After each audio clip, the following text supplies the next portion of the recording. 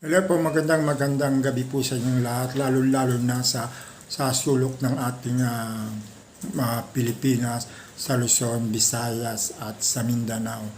Ang sabi nila, ang Mindanao daw ay pag-aari na ni mga Duterte.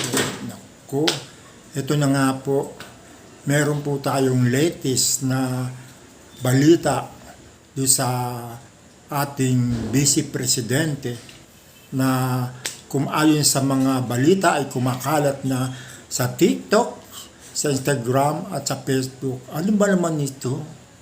Pati ba naman yan, hindi niya pinalusot? Diyos ko, nakakahiya. Yung mga pinagagawa na ewan ko ba kung hindi natin alam kung anong siya ba nangungumpisal o ano ba ang ginagawa niya sa taong ito, siya ay nagmamakawa. Pero bakit ganun? Meron bang nagmamakawang hawak-hawak ang dalawang baywang ng lalaki? Ano kaya itong ginagawa niya? Sa akin lang po, sa side ko lang, ako'y nagtatanong lang kung ano po ba ang ginagawa niya doon sa taong ito.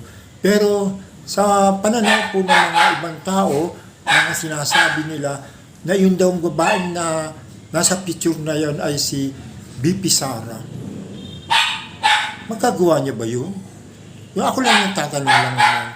Kasi isa siyang pinakapangalawang mataas na Pangulo ng ating Pilipinas. Pero nai-involve siya sa mga ganyan. Pero nakakahiya, di ba?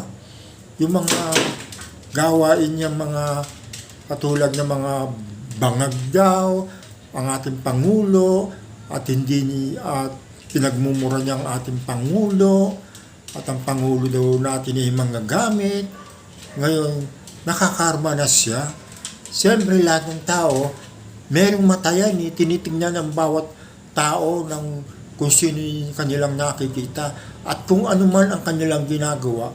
Siyempre, maaring pipicturan niya yan para makita nila ng taong bayan, itong ating latest ngayon, ang pag-uusapan natin, ang ating BP President ng Pilipinas na gumagawa palang hindi katugma-tugma sa kanyang mga pagka-Vice President. Diba? Nakakahiya sa lipunan ng taong bayan na itong ating palang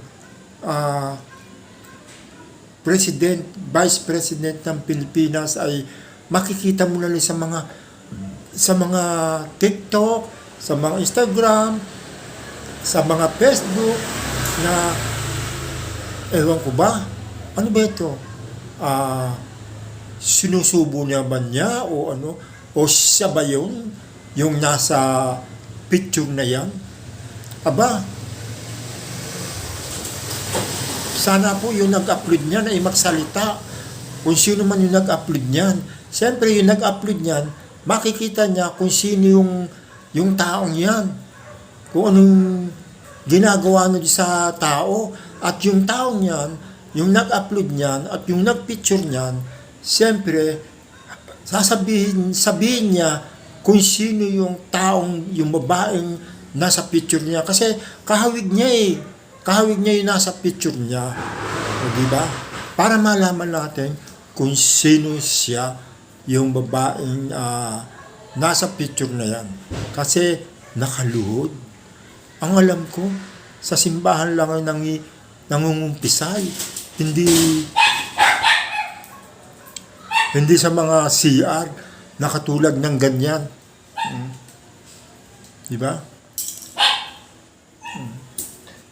Dapat to, lumantad siya para malaman natin kung ano kung sino yung taong yun. Diba? O paano po? Hanggang dito na lang po. Maraming salamat po. Sana po paki-like and share ang YouTube channel ko at paki-pindot ang button na icon. Maraming salamat po. Bye-bye.